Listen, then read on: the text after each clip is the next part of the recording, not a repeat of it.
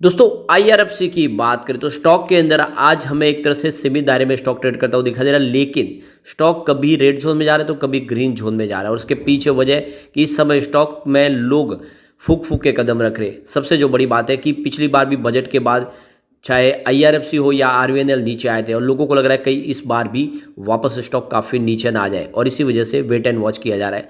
और अब रिजल्ट इसको ट्रिगर देगा, बहुत जल्द रिजल्ट आने हमारे सामने। रिजल्ट अच्छा आएगा तो फिर शानदार तेजी की संभावना बनेगी। और साथ में अगर आप देखें तो निफ्टी इंडेक्स 50 इंडेक्स में भी शामिल होने वाला है। तो क्या इस समय खरीदारी करनी चाहिए या फिर अभी हमें वेट करना चाहिए? स्टॉक काफ़ी ज़्यादा दौड़ चुका, आगे क्या संभावना होगी? कुछ बड़ी अपडेट निकल के आ रही है जिसको इस वीडियो के माध्यम से डिस्कस करेंगे। साथ में जो बड़ी डील हो रही है वो क्या इशारा कर रही है, बड़े फंड हाउस क्या इस समय खरीदारी करें या फिर प्रॉफिट बुक करके निकल रहे, इन सारी बातों को जानेंगे इस वीडियो के माध्यम से।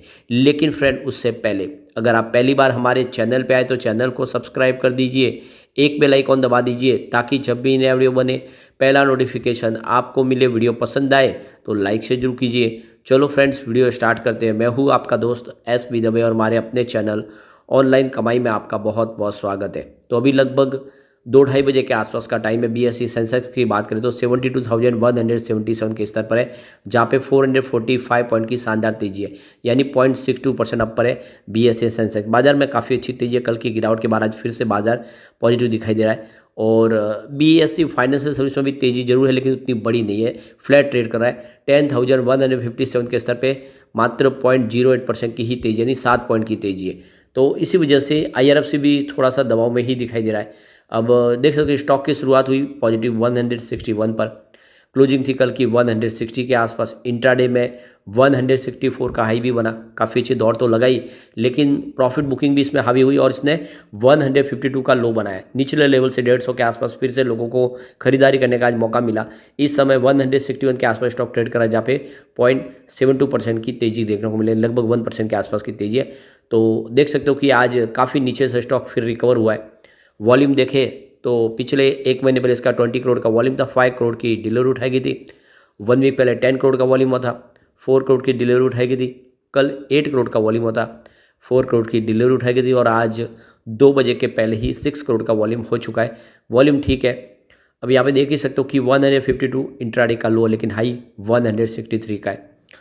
52 वीक का लो 25.40, लेकिन हाई 192 का है। तो स्टॉक लगभग 200 तक जाके आए। सबसे जो बड़ी बात है, गौर करने वाली बात है कि पिछले दिनों जब तेजी बनी तो ये 20-25 दिन में ही लगभग आपका इन्वेस्टमेंट इसने डबल किया। 100 से स्टॉक 192 तक आया है, और ऐसे में थोड़े समय के लिए प्रॉफिट बुकिंग तो दिखाई देगी। अब फिलहाल स्टॉक दबाव में दिखाई दे रहा क्लियरली, आप समझ सकते हो पिछले कुछ दिनों की ट्रेडिंग से। तो 30 जनवरी की बात करें तो वो स्टॉक 166 के आसपास था, जहाँ पे 2.5% की गिरावट हुई। 31 जनवरी को 175 का स्टॉक आसपास आ गया 5% के अच्छी खासी तेजी के साथ। 1 फरवरी की बात करें स्टॉक फिर से 169 के आसपास है, जहाँ पे 3% की गिरावट हुई। 2 फरवरी की बात करें क्लोजिंग 168 के आसपास है, जहाँ पे 0.6% की फिर से गिरावट हुई। और 5 फरवरी की बात करें कल की तो स्टॉक 160 के आसपास, जहाँ पे 5% की बड़ी गिरावट हुई। तो पिछले 3 ट्रेडिंग सेशन से गिरावट हो रही है।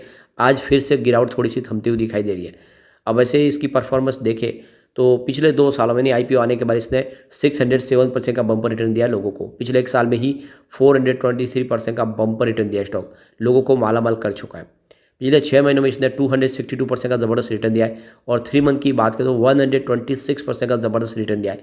पिछले 1 महीने में 61% का शानदार रिटर्न दिया है। 1 वीक के हिसाब से जरूर यहाँ पे 4.5% की गिरावट है, लेकिन 1 डे के हिसाब से फिर से 1% की तेजी है। ओवरऑल इसका रिटर्न बहुत अच्छा है। ये स्टॉक लोगों को मालामाल कर चुका है।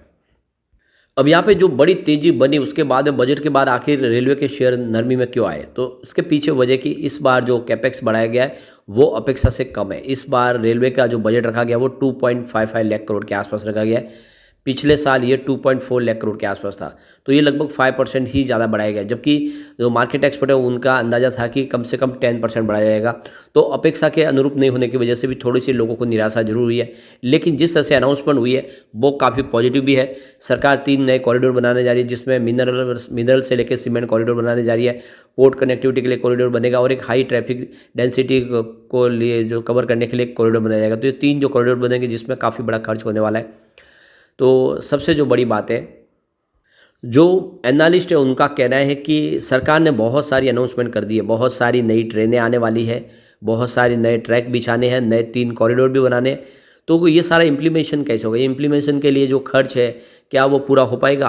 तो यही एक चिंता है कि ये जो बजट रखा गया इस बार, ये कहीं बजट कम न हो जाए इतने सारे बड़े प्रोजेक्ट के लिए। और क्योंकि हर सभी रेलवे स्टेशन का मॉडर्नाइजेशन करना है, उनको रीडेवलप करना है, बहुत सारी नई ट्रेनें लगातार आने वाली है, वंदे भारत होगी, नमो भारत, या फिर आप देखें तो अमृत भारत, वंदे मेट्रो, ये बहुत सारी ट्रेनें हैं जो आने वाले समय पुरानी ट्रेनों की जगह लेने वाली है। और इसीलिए ये बजट है जो कम हो सकता है, इस चिंता ने भी थोड़ा सा यहाँ पे माहौल एक तरह से निगेटिव किया।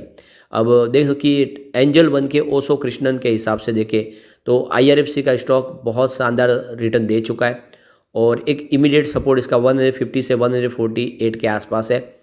और ये देखो कि यहाँ पे इस लेवल पे प्रॉफिट बुकिंग की संभावना बन रही है। आने वाले समय जो इसके सपोर्ट जो निचले लेवल के देखें तो 138 से 135 के है। तो इन सपोर्ट के साथ आप बने रहे और ये देख सकते हो कि एक बार इसमें प्रॉफिट बुक करें और निचले लेवल से खरीदारी के बारे में सोचें। ओशो कृष्णन का कहना है कि स्टॉक इस समय करेक्शन के दौर में, जल्दी यहाँ पे एक अच्छी फिर से संभावना बनेगी, तो स्टॉक इस बार तेज़ी से दौड़ते हुए 200 को क्रॉस कर सकता है, एक नई तेज़ी भी बना सकता है, इसके लिए वेट करना होगा। अब यहाँ पे रिजल्ट भी हमारे सामने आने वाला है। आप देख सकते हो कि 9 तारीख को कंपनी अपना रिजल्ट डिक्लेयर करने जा रही है और रिजल्ट बेहतर रहने की पूरी उम्मीद है। पिछले काफ़ी रिजल्ट हमने देखे, काफ़ी अच्छे रहे। अगर हम बात करें रेवेन्यू की तो सितंबर 2022 में 5810 करोड़ के आसपास था और पिछले क्वार्टर में ये बढ़ के 6222 करोड़ तक पहुंच गया था और सितंबर 2023 में ये 6767 करोड़ तक पहुंच गया। लगातार देख सकते हो कि रेवेन्यू बढ़ ही रहा है। प्रॉफिट में कमी जरूर आई है। सितंबर 2022 में 1714 करोड़ के आसपास था, जो दिसंबर 2022 में कम होकर 1633 करोड़ तक पहुंचा और सितंबर 2023 में पिछले क्वार्टर में ये 1550 करोड़ के आसपास पहुंचा। तो देख सकते हो कि यहाँ पे प्रॉफिट जरूर कम हुआ है और अगर इस बार आशा करें कि प्रॉफिट बढ़ेगा तो इसकी प्राइस डेफिनेटली बढ़ सकती है। वैसे नेटवर्थ लगातार बढ़ रहा है। 2019 में जहाँ पे 25,029 करोड़ के आसपास था और 2023 में 45,470 करोड़ तक पहुंच गया। अगर हम पिछले कुछ सालों से तुलना करें तो लगातार प्रॉफिट बहुत तेज़ी से बढ़ा है। 2019 में जहाँ पे 2,255 करोड़ के आसपास था, वो 2023 में 6,337 करोड़ तक पहुंच गया। काफ़ी शानदार इसने प्रदर्शन किया है। अब चलते कुछ बड़ी डील की तरफ, जिसकी वजह से यहाँ पे ये दोनों तरफ का हमें माहौल देखने को मिल रहा है। तो सुबह 9:18 पर 154 की प्राइस से 2,34,000 शेयरों की एक बिकवाली हुई। फिर 9:39 पर 160 की प्राइस से 3,29,000 शेयरों की एक बड़ी खरीदारी हुई। तो उसी समय 9:39 पर 160 की प्राइस से 3,30,000 शेयरों की एक बड़ी खरीदारी और हुई। उसके बाद 9:39 पर 161 की प्राइस से 2,68,000 शेयरों की प्रॉफिट बुकिंग हुई। तो फिर 9:41 पर 162 की प्राइस से 2,31,000 शेयरों की खरीदारी हुई। उसके बाद 12:58 पर 157 की प्राइस से 2,71,000 शेयरों की फिर से एक बिकवाली हुई। तो फिर 1:51 पर 161 की प्राइस से 2,65,000 शेयरों की खरीदारी हुई। उसके बाद 1:51 पर 160 की प्राइस से 2,97,000 शेयरों की फिर से बिकवाली हुई। तो फिर 1:52 पर 163 की प्राइस से 2,82,000 शेयरों की शानदार खरीदारी हुई। तो दोनों तरफ का माहौल बना हुआ है। यहाँ पे बड़े फंड हाउस जम के खरीदारी भी करे, लेकिन सामने बिकवाली भी हो रही है और इसीलिए वजह से कह सकते हैं कि अभी फिलहाल थोड़े समय के लिए स्टॉक सीमित दायरे में ट्रेड करता हुआ दिखाई दे सकता है। बड़ी तेजी या बड़ी गिरावट की संभावना अभी नहीं दिख रही, क्योंकि दोनों तरफ से रुझान पॉजिटिव है। और अब यहाँ पे कम्युनिटी सेंटिमेंट भी स्टॉक के साथ बना हुआ है। 94% बाई की कॉल है, 6% सेल की कॉल है, यानी लोगों का अच्छा खासा रुझान स्टॉक के साथ बना हुआ है। ऐसे में लॉन्ग टर्म इन्वेस्टर यहाँ पे अच्छा पैसा कमा सकते हैं। इसके पिवट लेवल को देखें तो यहाँ से अगर गिरावट होती है तो 160 का पहला सपोर्ट है, ये टूटा तो 153 तक स्टॉक जाएगा। बड़ी गिरावट हुई तो 141 तक जाने की संभावना है। पॉजिटिव माहौल बना तो 180 का फर्स्ट रजिस्टेंस है, इसको पार किया तो 191 तक स्टॉक जाएगा और एक बार इसको क्रॉस कर ले तो फिर 199 यानी 200 तक स्टॉक जा सकता है। तो ऐसे में लॉन्ग टर्म इन्वेस्टर के लिए अच्छा मौका है, खरीदारी करें। आने वाले समय आपको IRFC मालामाल कर देगा।